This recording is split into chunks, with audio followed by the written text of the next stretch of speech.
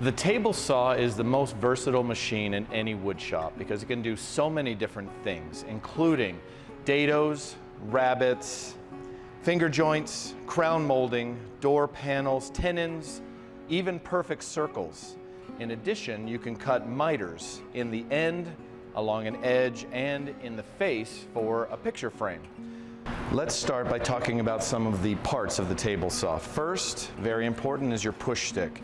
Now there's many different designs, but this one simply has something I can hook the end of a board on as I'm pushing through. Next, you have your fence. This slides easily if you hold it right where it attaches to the bar. Make sure to unlock the fence, move it around. It may go down, but that's okay. But when you get it to where you need it, make sure to push down and lock the fence in place. As you can see, right here is a tape measure. You're looking at this little red line to tell you where the measurement is. So get it to where you want it to be, and then lock it all the way down, making sure that red line lines up exactly with the measurement. And always remember to set the fence to what you're going to keep. So if I want 5 inches, that's my ultimate goal. I set it to 5 and lock it down. Next, we have where the blade area and the guard is.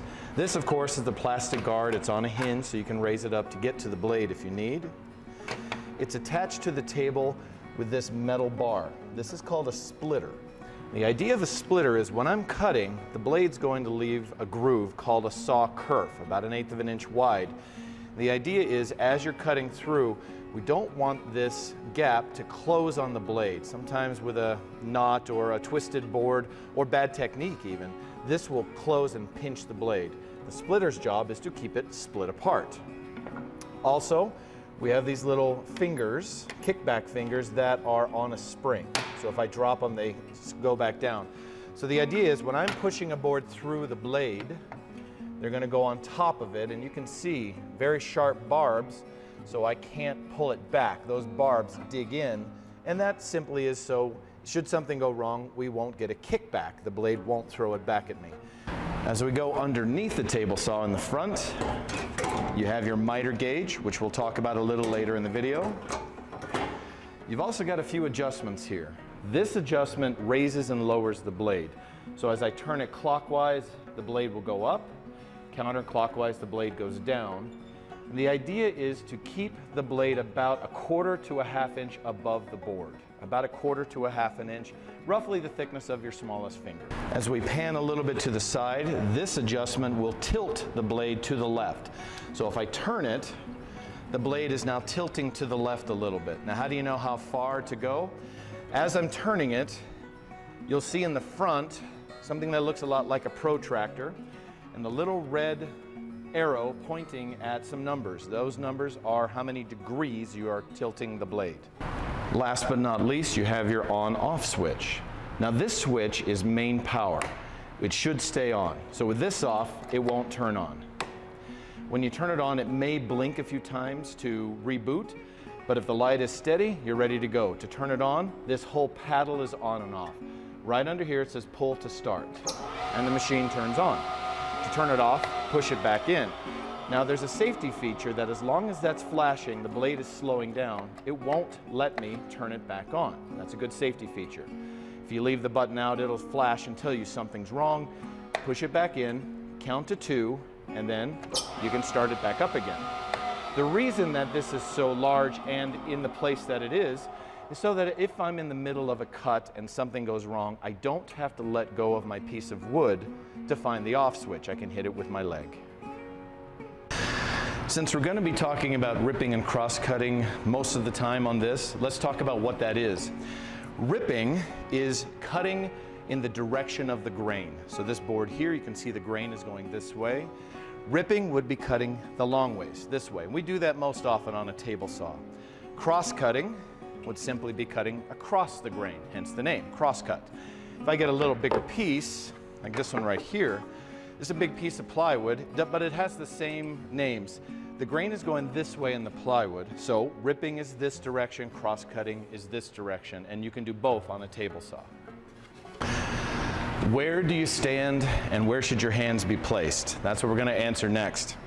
As you're cutting, let's say we're ripping, which is most common, set the board in and you're ready to go. Now, if you stand over to the right side of the blade, this is good in that if anything happens, I'm not in line with the blade, it's not going to hit me. However, the downside is to be able to hold the board, I have to lean way over to see what I'm doing, and I'm also off balance. In addition, I'm literally having to pull the board to the blade to keep it tight. That's our whole goal. We need to keep it tight into the fence. So I need to keep this tight as I'm going, but I'm off balance to do it. My hands are backwards. Now, if I stand directly in the middle, this is a little bit better, and this sometimes you will stand in the center. However, if I'm ripping, and this is, again, if I do this most often, I can get a kickback and it'll hit me in the midsection. So I'm better seeing what I want, but it's still not ideal. Ideally, you want to stand to the left of the blade. Now, I'm out of line of any kickback. I can also see the gap, any gap between the board and the fence, and it also forces my hands to go in the right place. I always want my right hand on top of the board with my thumb on the back pushing through. That gives me the most control of the board. My left hand, thumb on top and finger pushing it into the fence. So we always need it down flat on the table and tight against the fence as we're cutting. So this position naturally allows my hands to go in the right place. By tilting to this side, my hands naturally will want to change, and that's in correct form.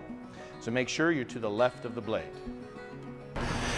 If I'm cutting a larger piece of wood, say a big chunk of plywood, if I want to cross cut and I'm holding it like this, over here is not going to be ideal. I don't have good control of the piece that's between the fence and the blade. So you will actually stand directly in line and cut along. So there are some exceptions to the rule, but generally speaking, you want to be to the left of the blade if you can safely be there. Now let's talk about the push stick just a little. First, make sure when you're ready to cut, it's handy, it's close, so I don't have to let go of the board to reach way over to find it. Next, when you use a push stick, make sure it's not on top, it's got a hook. The whole idea is to hook behind so you can push it through. So let me demonstrate something that can happen when you're cutting. Now, I've got it wider just so you can see what I'm doing. If I push here next to the blade or next to the fence, put the push stick here either way, it will push away from the fence and want to go to the left. The idea, of course, is we need to keep it tight to the fence to keep a straight, smooth cut. So when you're cutting, take your push stick when it's time to pull it. Instead of going way over away from the blade, which I know seems safer, however, go to the center. And in my case, I usually will have it tilted slightly to the right. Either works. I don't care if you're straight or tilted, but either way, I'm pushing the board tight into the fence. I'm trying to keep that tight as I go through all the way down. Now it's not trying to bend to the left away from the fence as you're cutting. So keep this close, go in the middle of your board, and push it through. And remember that any board that's less than 6 inches wide requires you to use a push stick. So 6 inches wide, you don't want to go through by hand because the gap here gets too small, it gets a little bit unsafe because I'm getting too close to the blade. Now we're going to go through the technique of ripping a board. That's cutting with the grain. Now remember, when you get a board, generally it has one bad edge and one good one, which is the one that you're going to joint and make it nice and flat so it rides against the fence. Now, if all I'm doing is cutting off the bad edge, make sure you have a tape measure handy and you just measure and say about 5 1/4, round it off. We'll take off this bad edge. 5 1/4, lock it in place and go ahead and cut. Here's your technique. Right hand is on the back with the thumb behind the board. Left hand, thumb is on top, holding it down to the table, and I'm pushing it into the fence. So as I'm cutting along, I'm going to keep my left hand back from the front edge of the blade. I never want to push where the blade is. So I ease my left hand back a little at a time. And when I get to here, this piece is so small, I don't want to have my thumb go through. I may clip the tip. So I move my left hand away and finish my cut. So that's done. Now, the little piece here, most mistakes happen when students try to grab from the front. Always go to the back, pull it out the back, and you can throw it away. So what if I want strips of wood? Get your good edge. Let's say set it to 1.5. Make a cut, and this is far less than 6, so I've got my push stick handy. So I start my cut. I get till my hand is here, grab my push stick, and I can hold, I'm not pushing, but I'm holding steady with my left all the way through. Then this is good, and I can do another one. And all the way through, holding steady. The last one, it's gonna have a really small piece, so I'll have to do it without my left hand. Start my cut, push stick, now let go with my left, and all the way through. Then I can grab the piece and pull it out the back safely. Now here's an issue for ripping that happens consistently. Turned over, students will grab this and it looks like you have two pretty good edges. But of course you see, I've got two really bad edges, but the center is fine. And what I need are two narrow strips. So what do I do to fix that? Well, first, pick your best edge and joint that edge. So this is jointed, it is flat and straight, and it'll ride against the fence just fine. However, I need to cut off this other bad edge. So take your tape measure, and it looks like my cut, the worst part of it is here, and I measure and say 4 inches, we'll probably take all that off. So I set it to 4 and make a cut. Now remember, I'm gonna need my push stick, but you never wanna start with the push stick because it'll lift the front of the board and it'll make your technique very bad. So start with your hands, fingers on top. I keep my left hand back from the front edge. Get to here, push stick, center, push. All the way through. I pull the scrap out of the back, and now I have a good edge and all of the rough is gone. Now I can flip it around, back to my 1.5 or maybe a face frame or something. Now it's the same technique. To here, push stick, all the way through.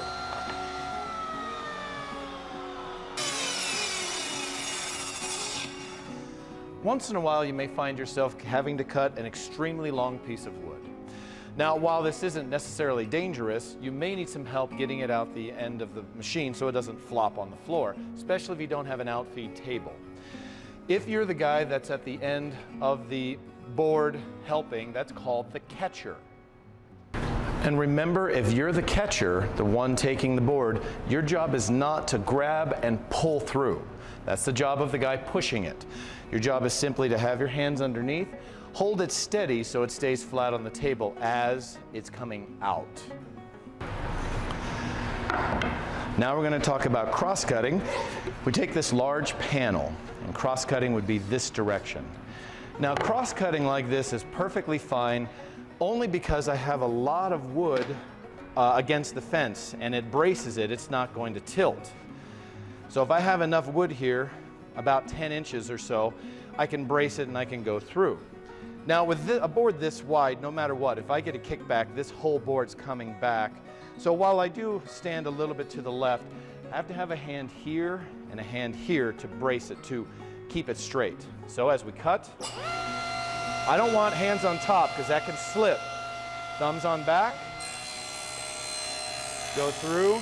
My hands are well away from the blade, and I need to be careful not to push with my left, because that will close up the kerf, the gap in the back, pinching the blade. And then push all the way out the other side easily. Crosscuts can be dangerous when students take narrow boards and they try to cut this way. And the reason it's so dangerous is simply because I don't have any wood here to brace it to keep it flat. And a lot of times people think that they can hold it. I can hold on to it, but it's going one little turn and it's going to kick back. So if you do a crosscut on a table saw, you saw earlier we talked about the miter gauge. Use this miter gauge, slide it in the slot, and that allows me to make a crosscut. Now be careful, you don't want to use the miter gauge and the fence at the same time. So I'm not going to do that. Again, this piece is going to kick back as soon as it's free. So if you need to cut off the end of a board, feel free to use a miter gauge. To be honest, I would always use a chop saw to make this cut. But the miter gauge is available for any cuts that we are required to have it for. Sometimes your table saw may come with a crosscut sled apparatus of some kind. Now this sled on my table saw is basically a very big version of a miter gauge. It allows me to take wood, put a good edge against this fence, and now I can brace it very, very hard against the fence so it doesn't move while I cross-cut the end off. And I can do that multiple times. So if you have a cross-cut sled like this or some version of it, it is the same thing as a miter gauge. But be careful not to rip on this sled. The danger comes when you take a narrow piece of wood like this and you stick it in and try to rip, meaning cutting the long way. Now, if students try this, you end up with the same problem of cross-cutting a narrow piece with just the fence. What happens is you don't have enough wood against the fence to keep it from wobbling left or right. And as you're cutting, if this board goes a little bit to the right into the blade, it's going to throw it and slam it against this fence, probably right into your fingers. So be very careful never to rip on this cross-cut sled, especially these narrow boards that don't have enough to brace it and keep it tight. So with the fence, never cross-cut narrow boards. With the cross-cut sled, never rip narrow boards. You're going to have exactly the same problem.